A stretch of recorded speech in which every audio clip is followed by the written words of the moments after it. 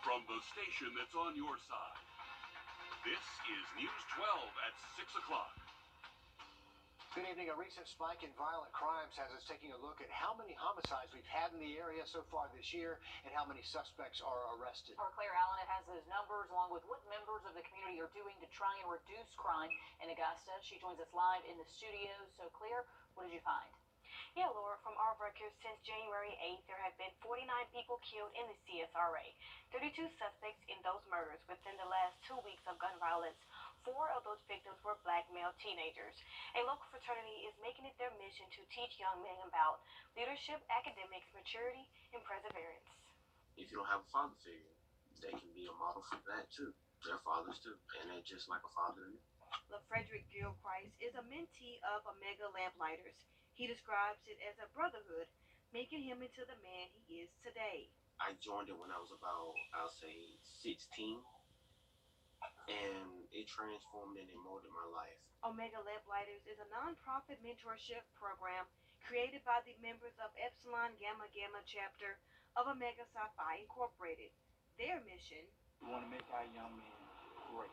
We're working on that young man by young man. Eubank says it takes a village to accomplish that mission. From law enforcement, judges, and financial advisors, leaders from all over the community come together to show young men there is more to life than the streets.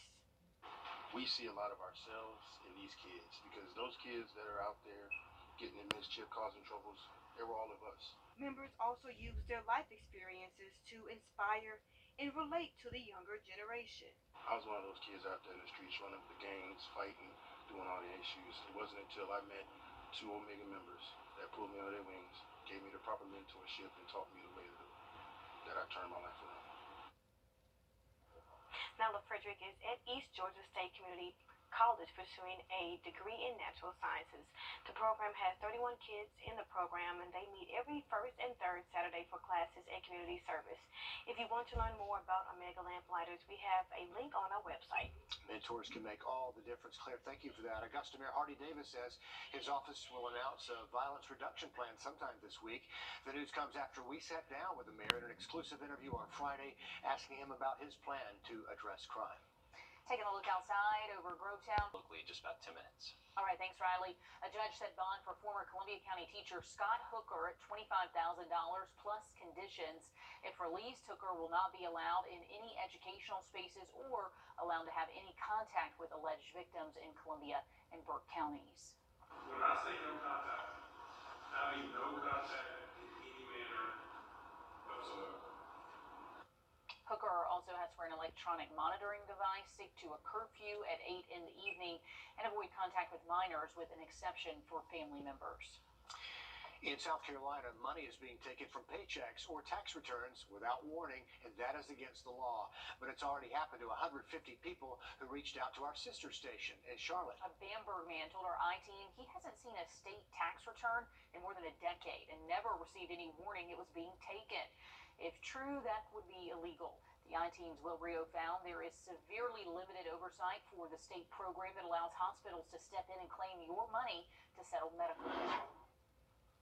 Well, some are now calling for lawmakers to change that. We're not just talking about a few $1,000s here. I found nearly $400 million was taken in medical garnishments just over the last 4 years, and the I-team found the state is profiting. Samuel Richburg's home is just off a rural dirt road in Bamberg, South Carolina. He's called it home for as long as he can remember. And I've been here all my life. He grew up in a hard-working family, helping his dad farm since he was 5 years old. When he was older, he moved into manufacturing. I've been a working man all my life. I started at Bamberg Textile Mill at 15 years old.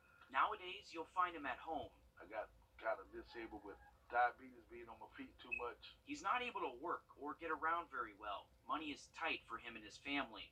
I worked all my life to try to establish a good life with my grandkids and all that, but when you got bills hitting you from left to right. He's not talking about normal electric bills or water bills. He means stacks of hospital bills.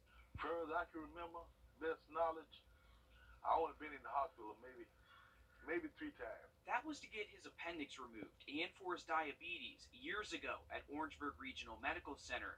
He says his insurance covered it. I just don't understand. He says he hasn't received his state income taxes ever since. Oh, it's been over 13, 14 years since I see one of them. I really relied on it, but never gets it. The I-Team found Samuel's story is one of hundreds, maybe even thousands in South Carolina. State records show $390 million have been garnished or taken from South Carolinians' paychecks and tax refunds by hospitals, medical facilities, and drug rehab centers collecting on unpaid medical debt from 2018 to 2021. Oh, every year, I look for the state check. They pick whatever it be. We found South Carolina has two programs that allow hospitals and government agencies to garnish money from people. Setoff allows the agencies to garnish tax refunds. Gear gets them access to garnish people's wages and even file tax liens. And they came out of my bank and took my personal money and took all of it. The I-Team analyzed the data closer and found just in our area, at least $50 million have been garnished by medical facilities from 2018 to 2021. The Regional Medical Center, which owns Orangeburg Regional Medical Center, accounts for $39.5 million of that. Seems like I can never get fit to pay these guys. The South Carolina Department of Revenue and South Carolina state law requires hospitals using Setoff or Gear programs to send patients a specific form notifying them of their ability to file an appeal against the tax garnishment. We asked Samuel if his form ever came in the mail. Nope. Nothing. Over the last few months, nearly 150 people across the Palmetto State have contacted our sister station in Charlotte, WBTV, to say this is happening to them too. They gave me no warning whatsoever to show up on my paycheck. Chris Smith said he tried to work out a payment plan with the hospital versus a garnishment, but was denied. Jeff Dorchick also said he was denied a payment plan, and along with not being warned, he also was never told about the process to file an appeal. I didn't know anything about that one. A spokesperson with SCDOR says their oversight is limited to what's allowed in state law. Writing in an email, any additional oversight would be determined by the South Carolina General Assembly. Do you feel like you've been stolen from? I surely do. We followed the money and found hospitals submit unpaid bills for garnishment to the South Carolina Department of Revenue. Most hospital systems contract with the South Carolina Association of Counties to submit the debt on their behalf. SCAC receives a fee from the hospitals for submitting the debt, and SCDOR receives a fee for collecting, both profiting from patients. I'm barely trying to get through. Samuel says he prays every day, hoping for a solution to what seems like a never-ending cycle. I know I'm not the only one, but I'm one of the ones. I hope it'll be a change of how they handle the situation. Now, we reached out to South Carolina Governor Henry McMaster's staff for comment on this issue, and here's their response. In short, they say that if Amazon and Postal Services can notify customers of packages arriving, then hospitals should have no problem notifying patients. They go on to say that the governor believes the General Assembly should look at this when they're back in session next year. And to look at this full statement again, head to our website, wrdw.com. Sounds like it's getting some big attention from the people at the top. Will, stay on top of that for us. Still ahead, a local farmer is honoring the foster daughter she lost with a program that connects kids in need to farm animals rescued from abuse or neglect. Our Will Volk gives us a closer look next. And we are going to stay dry and cool over the next several days, but Ian's impacts could be working its way locally here by the end of the week. Full forecast just after the break. That will start Friday and last until Saturday. But the next several days are going to be beautiful, folks. Cooler than average temps and lots of sunshine. I like the sound of that. A Columbia County farmer is combining her love for animals and her passion for helping kids in need.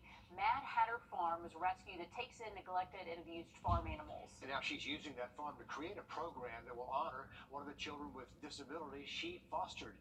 Will Volk explains how. Jill Marrier loves animals. I'm very passionate about farm animals, horses, and kids. Her rescue, Mad Hatter Farm, saves abused and neglected animals, like her horse, Phoenix. And basically, when she couldn't work anymore, they kind of chucked these horses to the auction. And in the end, they end up with a very sad story. But Marrier hopes it'll be a happy story after these animals come here. And she says the animals aren't the only ones to benefit. Josiah deserves a place, don't you, buddy? He deserves a place where horses are and farm animals are, and he can go and play with them. Miriam is a special needs parent, and she understands some of the challenges they face. One of her foster daughters, Cassie, lost her life this summer at 2 years old. Our dream is to honor Cassie's life in creating a all handicap accessible care farm. Miriam says they couldn't take her to places like this. They were either too crowded or not accessible. She couldn't go places because she was so sick. But with this all-inclusive handicap farm, they have a place they can go to. She believes that place will be here, where they help animals and the animals help kids. In Columbia County, Will Volk, on your side. A lot to love about that plan. Yeah. And she plans to open Cassie's Care Farm in April of next year. They also have plans to build an accessible stable and pastures out there. Hopefully we'll get back over there and show you the progress, but what a great idea. Fantastic. A win-win. Okay, coming up in sports, the Braves get national recognition today ahead of their series against the Nats. Plus, Clemson playing host to the Game Day crew coming up. Alyssa Lyons has the latest coming up. The live on your sideline. Sports brought to you by the Hawk Law Group. Just ahead of their three-game stretch against the Nationals, the Braves were treated to a visit at the House. President Joe Biden rolled out the carpet to celebrate the Braves' 2021 World Series win. Biden called the reigning champs the upset kings of October after beating out the Brewers, Dodgers, and Astros for the crown. The Braves gave the president a jersey with his name and number 46. One of history's greatest turnarounds. First title in 26 years.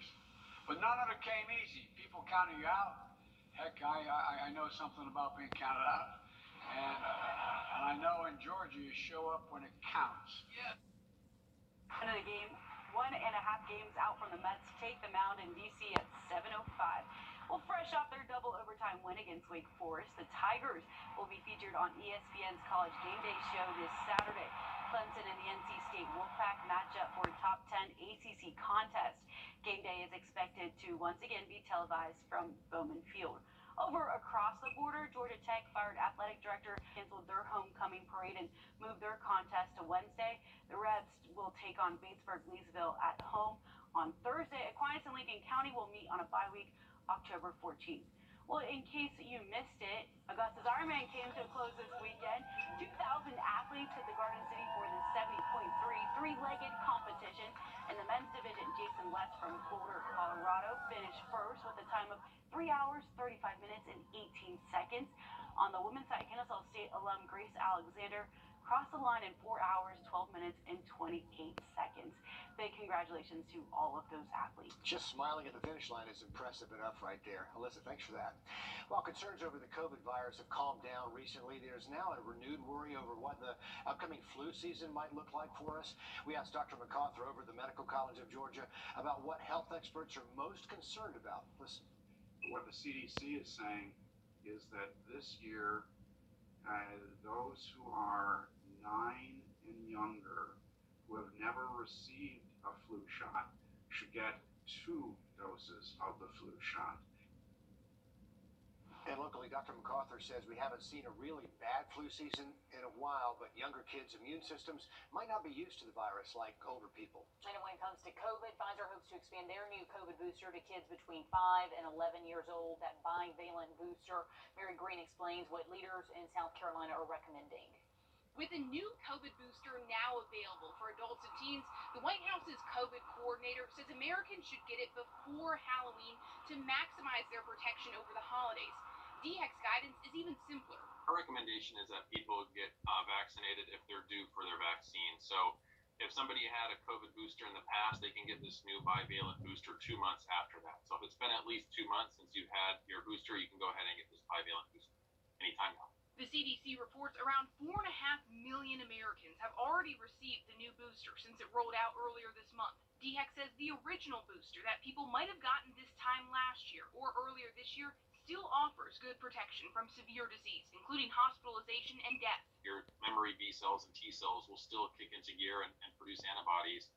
and protect you, but you still might get a mild illness without this newest booster if you're otherwise somebody who's healthy. Dr. Jonathan Kanuka says they especially recommend older South Carolinians and those with immunocompromising conditions get the new booster if they're eligible, as they are more at risk for severe illness. Particularly as we head into the winter months and flu season and potential holiday travels. Doctors say now is the time to get that annual flu shot, too. DHEC says flu activity in other parts of the world could be a warning for what it may be like here in the U.S., with flu season now underway. There's some concern that this flu season is going to be a bad flu season, looking at what happened in Australia in the southern hemisphere. Usually what happens down there reflects what could happen here in the northern hemisphere. And if people are eligible for both the new COVID booster and the flu shot, DHEC says they can save themselves a trip and just get both shots at once.